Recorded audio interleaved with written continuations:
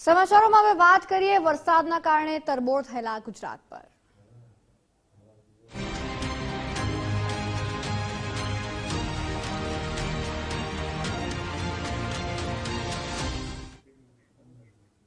ઉત્તર અને દક્ષિણ ગુજરાતમાં મેઘરાજાની બેટિંગ। સવારથી રાજ્યના 76 તાલુકામાં મેઘરાજાની જમાવટ। સૌથી વધુ બનાસકાંઠાના દાંતામાં 8 ઇંચ વરસાદ પડ્યો। બનાસકાંઠાના વડગામમાં પણ 8 ઇંચ વરસાદ। નર્મદાના તિલકવાડામાં 8 ઇંચ વરસાદ પડ્યો। તાપીના કુકરમુંડામાં 2 ઇંચ વરસાદ પડ્યો। બનાસકાંઠાના પાલનપુરમાં 2 ઇંચ વરસાદ। સુરતના ઉમરપાડામાં પણ 2 ઇંચ વરસાદ પડ્યો છે। ત્યારે નાંદોદ, ઝઘડિયા, સતલાસરામાં 1.5 ઇંચ વરસાદ પડ્યો છે। રાજ્યમાં 15 તાલુકા એવા કે જ્યાં 1 ઇંચ વરસાદ પડ્યો। સતત વરસાદી માહોલ રાજ્યમાં યથાવત છે। ગુજરાત તરબોળ થઈ ગયું છે। સવારથી રાજ્યના 76 તાલુકામાં મેઘરાજાની જમાવટ જોવા મળી રહી છે। સૌથી વધુ બનાસકાંઠાના દાંતામાં 8 ઇંચ વરસાદ 4 કલાકમાં પડી ગયો।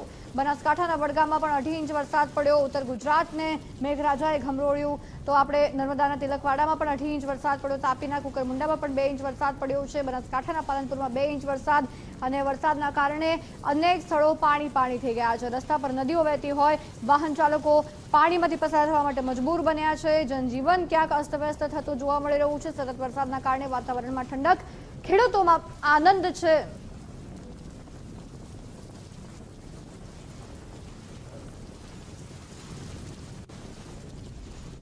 બનાસકાંઠાના પાલનપુરમાં મેઘરાજાની ધમાકેદાર બેટિંગ જોવા મળી છે। ભારે વરસાદ બાદ પાલનપુર પાણી થઈ ગયું છે।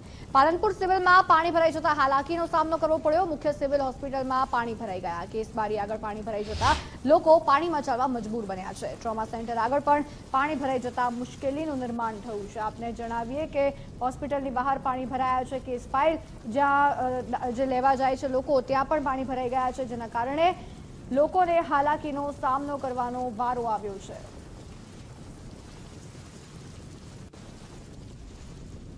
સતત વરસાદને પગલે અનેક એવી હોસ્પિટલો પણ છે કે જ્યાં પાણી ભરાયા। બનાસકાંઠાના પાલનપુરમાં સિવિલ હોસ્પિટલ, મુખ્ય સિવિલ હોસ્પિટલ કે જ્યાં વરસાદી પાણી ભરાઈ ગયા છે। મુખ્ય સિવિલ હોસ્પિટલમાં વરસાદી પાણી ભરાઈ જતા કેસની બારી આગળ પાણી ભરાઈ ગયા। લોકોને હાલાકી, પાણીમાંથી ચાલવા જવા મજબૂર બને છે લોકો, કારણ કે દર્દીઓ હોય આવી રીતના પાણીમાંથી કેવી રીતના તેમને ચાલતા લઈ જવા તે પણ સૌથી મોટો સવાલ છે। ટ્રોમા સેન્ટર આગળ પણ આવી રીતના પાણી ભરાઈ ગયા છે, જેના કારણે દર્દીઓ અને એના પરિવારજનોને મુશ્કેલીનો સામનો કરવો પડી રહ્યો છે। ગુજરાત ફર્સ્ટના દ્રશ્યો આપને દર્શાવી રહ્યું છે પાલનપુરની મુખ્ય સિવિલ હોસ્પિટલના।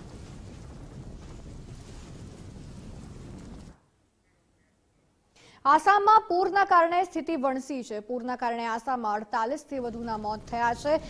ત્યારે 28 જિલ્લાના 2208 ગામ પાણીમાં ગરકાવ થયા છે। 11.34 લાખથી વધુ લોકો પૂરથી પ્રભાવિત થયા છે। કાઝીરંગા નેશનલ પાર્કમાં પણ પાણી ફરી વળ્યા છે। પાર્કના 173 ફોરેસ્ટ કેમ્પ હજુ પણ પાણીમાં છે। વન વિભાગે 65 વન્ય પ્રાણીનું રેસ્ક્યુ કર્યું છે। ત્યારે નાગાંવ, દરંગ અને કરીમગંજમાં વધુ અસર જોવા મળી રહી છે। ત્યારે આસામના તમામ મંત્રી જિલ્લાની મુલાકાતે સીએમ હેમંત બિસ્વા શર્માએ સમીક્ષા કરી। 15 ઓગસ્ટ સુધીમાં સહાય પૂરી પાડવામાં આવશે। હજુ પણ ભારે વરસાદની આગાહી કરવામાં આવી છે। વરસાદ બાદ સ્થિતિ વણસે તેવી શક્યતાઓ છે।